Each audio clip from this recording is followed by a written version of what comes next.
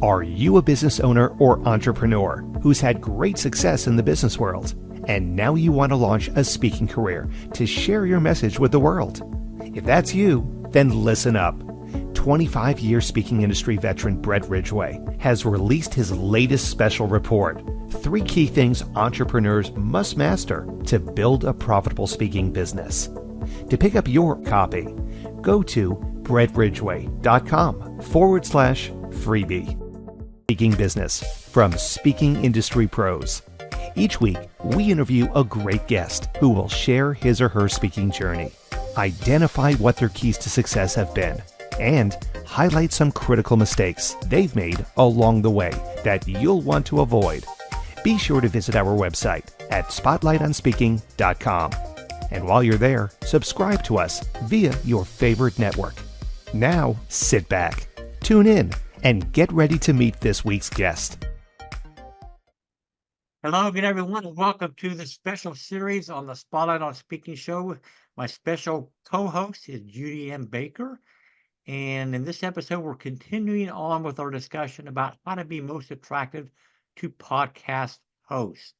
Now, I encourage you to listen to the first 2 episodes where we talked about things like media one sheets and all the things you really should have in place to be most attractive to a potential host. So we want to continue on with our discussion this week about how to look pretty for the host so that they want to bring you to their show. So first and foremost in my mind, Judy, that we haven't yet talked about is the whole idea of questions. Because I've been a guest on a number of podcasts, as you have, and you'll find that there are some podcast hosts that require you to have some pre-written questions that they might ask you because, honestly, they don't want to do their homework, so to speak, and check you out as fully as maybe as you would like them to check out so that they're asking the most appropriate questions. So you want to come up with 8 to 10 questions that any podcast host can ask you that you're ready to answer like that. You know the answer inside and out. You don't have to think about it. And there are actually services out there such as podmatch.com that require you to put in questions into your profiles so that as potential hosts are checking you out, they know what kind of things you're prepared to answer. So you do need to give some thought to this as to what are appropriate questions. I mean, obviously, you don't want yes/no questions. You want things that now enable you to show your brilliance and expand on your area of expertise, but you've got to keep those responses down in length. I mean, you can't, they're looking for sound bites to a certain extent. They do not want 3 to 5 to 7 minute explanations on some topic because your job as a podcast guest, honestly, is to make the podcast host look brilliant. And if you're totally strangling the hold on the microphone, so to speak, then you're not giving the host time to shine. And so keep those responses short, but again, not yes or no type things. But you got to have these questions ready to go for the potential host. And again, they're designed to let you show your brilliance. Judy, thoughts on this? Well, I'm thinking about the fact that most of you are authors. What if you're expecting that host to read your book before the podcast? Yeah, right. Probably not going to happen. What if instead you create something that you want them to ask you about your book? So you pick out several key points, but you're not talking about it as if you're saying, buy my book. You can say, oh, I did research on, I'll give you an example. I did research on how to solve the problem of getting people to my email list. Well, if I talk about that, and that's an element in my book, then I can say, and if you want to know more, you can find out in my book. I've got a whole chapter of this, but you don't want to do that every single question because that is repetitious and boring. But you're showcasing your expertise. You're telling a story about who you are, who you serve. So those questions are designed to put a spotlight on you, on what you do, and who you serve. And you can do it in a creative, fun way. It might be the fact, well, what if you've got a really goofy, quirky story about how you got to be where you are today? That could be a question. You want that host to get that flavor, that differentiation about you into the conversation. So having those questions will give you more confidence, and it also saves the host a lot of time. I've only had, I think, 3 hosts ever who did extensive research on me before we met and before we recorded. That's unusual. So you can help make the conversation sparkle, because you're going to know what you want to say, how you want to say it, and you don't have to memorize anything. But having I use note cards. The fact that I just write something on them helps me, and that's what you're doing when you give that host a list of questions. Well, Judy, you also mentioned stories and having your stories ready to go. And that's another thing that I think is super critical is knowing your stories and having them well practiced so that they're very smooth when you deliver them. And you want different stories that you can pull in based on who the audience is or whatever. So you're not telling the one same story every time. I mean, when I speak on podcasts, typically it's about one of two subjects: speaking or related to authoring and book publishing or whatever. And I have 8 to 10 different stories in each of those areas that I can pull in based on how the conversation is going or what they're asking or whatever. So know your stories, have them practice. Again, the length needs to be, needs to be a bite-sized story, not a War and Peace novel. So have those ready to go. And again, have them practice. Practice is critical to being as professional as you want to be as a podcast guest. I mean, Bret, this is interesting. I finally joined Toastmasters after all these years. And I've been on stage, I've been on podcasts, I've been on, other media. And I always wanted to do Toastmasters because I kept feeling like I could do this better. And last week, one of the comments was, pause, take a breath. Not only when you are starting to get present and grounded, but if you really want to emphasize something, bracket it with a pause.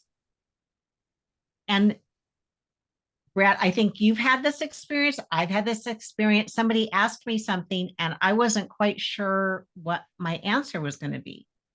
And rather than using filler words like so and well and hum and haw, and I've used a few of them today, if instead I could just, and you can do it by reframing the question and then taking a breath, but give yourself time. It may seem like an eternity between the time you've been asked a question and the time something comes out of your mouth. It really isn't. And the audience will feel better, the host will feel better, you will feel better, but you only get that confidence to take a breath by practicing. So thanks for that reminder. well, I think you bring another point up in my mind, Judy, and that is when you're going to be a podcast guest, you've got to avoid the temptation to overteach, to try to cover too many points and fire hose people with your brilliance. I mean, pick 2 or 3 things that you really want to highlight. And these are things that you can put into that email template in some way. So, here's what I'm about, and here's the 2 or 3 major things that I would cover or want to talk about on your show that I think would be of value to your audience. So know what those 2 or 3 things are, but don't try to throw 7 or 8 or 10 or 12 key points at the audience, because you overwhelm them and you won't get the response you need. Pick the 2 or 3 most key things, and that's what you're going to focus on. Right, Judy M. Baker? Well, of course. And you know what else? If you give 2 or 3 key points, leave people wanting more. That is far more valuable than trying to tell them everything. And as someone, I can still remember this. This was my light bulb moment. I was teaching a class on how to create a newsletter, and I was co-teaching it with a printer who specialized in doing newsletters for nonprofits. We came loaded with so much information, and we walked in the room, and we didn't know who was going to exactly be in our audience before. So that was another key thing. But the audience shows up, and we find out they basically are using typewriters. They're using photocopying, Scotch tape, cutting and pasting. I mean, really cutting and pasting. Well, we threw out 90% of what we were going to say, and we immediately honed in on what their skill level was and what did they need to know right now to be effective. That was it. Yep. Well, I mean, that so highlights something we talked about in a previous episode about knowing who the audience is and doing your homework in advance to make sure that you can provide the most valuable value possible to that particular host audience. So critical stuff, certainly. So, all right. So a couple more things I'm going to talk about in this particular episode, Judy, as we wrap up this session on being most attractive to podcast hosts, is the physical environment.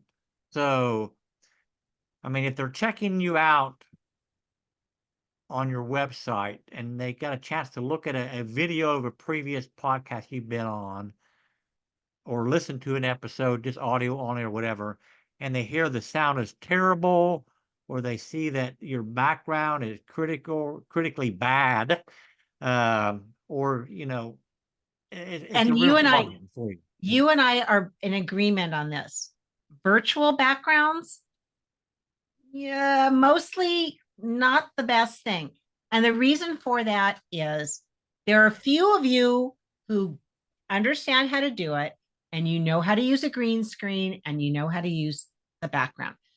But in every case, when you use virtual, it's distracting. And do you want to distract the audience, or do you want them to see you, focus on you, listen to you? So sound, light, if you want a background, and if you do want a special background, get it printed so it's not moving around. And I'm not disappearing. My book's not disappearing. What I'm showing isn't disappearing. It's staying right here. And if you'll notice, both Bret and I have done something. I've got real plants. I've got some fake flowers back here. Now, if I didn't tell you those were fake, you probably wouldn't know it. They're silk. But I wanted to have flowers, and I realized I couldn't reliably have a plant that was going to be happy in my space. But I want to bring that greenery in because it makes people feel a lot more energized.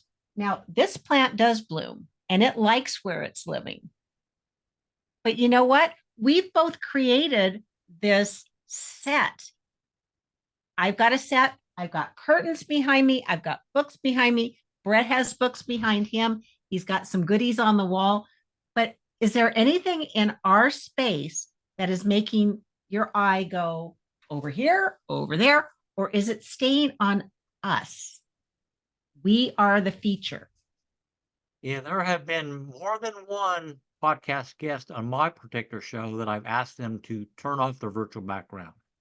Now, sometimes it's just unavoidable because they're traveling and they're in a motor home or whatever, but I'd honestly rather see the side of a motor home than a virtual background where half their head washes out every time they turn their head or whatever. So, yeah, I mean, Judy and I literally spend seems like 15 to 20 minutes before everything we're recording. All right, how's this sound? How's the lights look? Do I need to redirect this light? Do I need to turn on additional lights to highlight my face more? Or not too bright? I mean, that's too bright. So, Oh, I and mean, okay, see, and the but glasses. see how much difference the light can impact how you look on screen? It's amazing. So, It and is. I've gone to, yeah, I usually wear glasses, but I've gone to not wearing glasses on podcast and appearances because I just don't like all the reflection that they put on the screen. So people are Yeah. seeing that more than they're seeing the rest of my face or whatever. So I tend to go without Yeah. them. So And you know what? It's a fact of life. A lot of us do wear glasses. I'm pretty blind when I have mine off. But you know what I did to set up my space? I have 3 lights, but not an overhead on. That minimizes the reflection. I can't make it completely disappear. It is not possible. But you don't want to have stuff that's going to interfere with that feeling that I'm in the room and I'm looking at you. Oh, Bret, yes, ma'am. this is something we both really worked at. My camera, I'm gonna watch my finger. My camera is up here. So where do you think my eyeballs are? They're going towards the camera. I'm not looking down here. I'm not looking over here. I'm not looking over here. I'm looking at my camera. And it's tricky. And both of us have experimented with using a separate webcam. I did that for a very long time and I don't like doing it. Now, other people do. Some people will have multiple screens, but if you're going to do that, practice so that you really can see, how do I look? Am I looking in the right place? And how is this coming across? So you might want to just do some practicing on your own, either using Zoom or another recording software, so that you can really see, how do I look? How do I sound? Now, Bret has a directional mic, so he has to be right on top of it. I have, let me see if I can get my arm over here. Okay, so I have a Blue Yeti, and I have it set on omnidirectional because I have, he already knows this. He's probably laughing. I tend to move all over the place. If I had a directional mic, you would have a very hard time hearing me. But this one works, and I've got a pop filter, and I've also got oh God, a windscreen. That's what this little puppy is. This is a windscreen, because I have a few sibilant S's, but I have this mounted on an arm so I can move it around. Now I can move mine out. We just lost your voice entirely, Judy. You are talking, but we are not hearing you now. You got it unplugged or something. All right, Now you're back. I'm back. Okay. Now this is interesting. Every once in a while, this will happen. I moved my mic around and I screwed up the connection. So now you're hearing me through my computer microphone, which is actually very good, but that isn't always true. Having a separate mic, we both recommend it if you can do it. Yep. So I mean, there's a valuable lesson. Audio problems can happen at any time, and you just got to prepare to go with the flow as a guest or a host or whatever. I mean, that's just part of life. So deal with it, right? All right. So I Totally. want to wrap up the first session or the third session on being attracted to podcast hosts with just a couple minor quick points, Judy. And that is number one, let the potential podcast host know that you'll be early to their show. I mean, and that's 5 to 10 minutes early, because nothing creates more stress to a podcast host is as we're ticking down to the top of the hour and start time, the guest hasn't appeared yet on the screen or whatever, or they're not in the waiting room yet. So you don't want to create any undue stress for a podcast host. So let them know you'll be early and you're ready and waiting ahead of time. I so appreciate that as a podcast host, is somebody being there before the top of the hour. So in my opinion, if you're not at least 5 minutes early, you're late as a podcast guest. So be there early so that you can calm those fears that the podcast host might have that you're going to be a no-show. So, and then finally, my opinion is, Judy, that you should let the podcast host know that you are more than willing to do a pre-interview before their show so that you can make sure that you're as best fit as possible and you're as on target in what message you want to share with his or her audience in advance.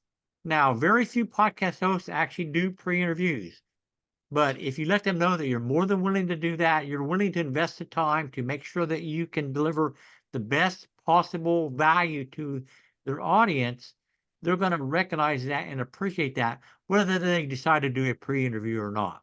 So that's my final two thoughts. Judy, do you have any words of wisdom to wrap up this third session on being attracted to podcast hosts?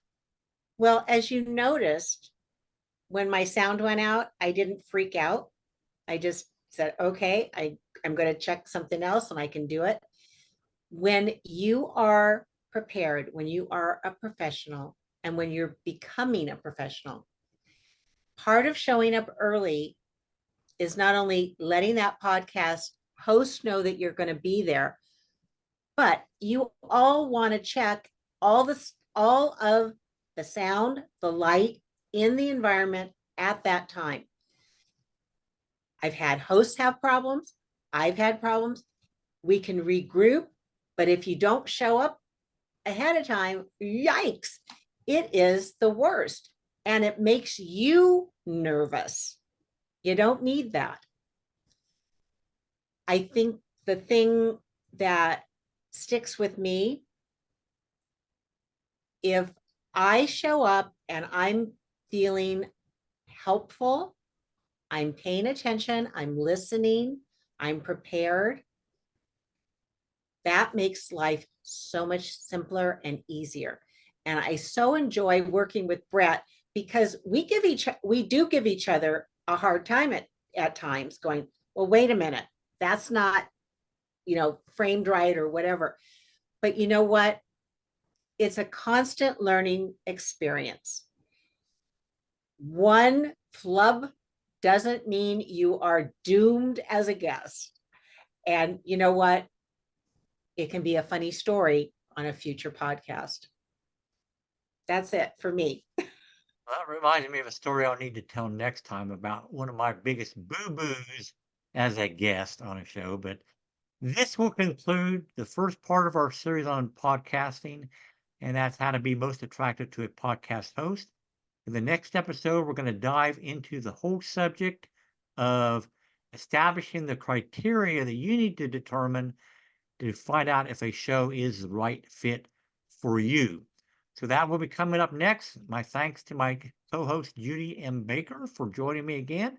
For all of you out there, thank you for joining us. And as always, both of us wish you the greatest of success in all that you do. And may this year be your greatest year yet. Take care, everybody. Bye-bye. This has been the Spotlight on Speaking show with Bret Ridgway.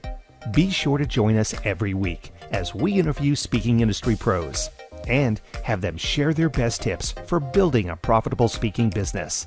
Until next week, thank you for tuning in, and remember to visit our website at spotlightonspeaking.com. so you can enjoy even more great episodes like this one. While you're here, be sure to subscribe via your favorite network. We look forward to seeing you next time on the Spotlight on Speaking show. Until then, our sincere best wishes to you for the greatest of success as you work to build your own profitable speaking business.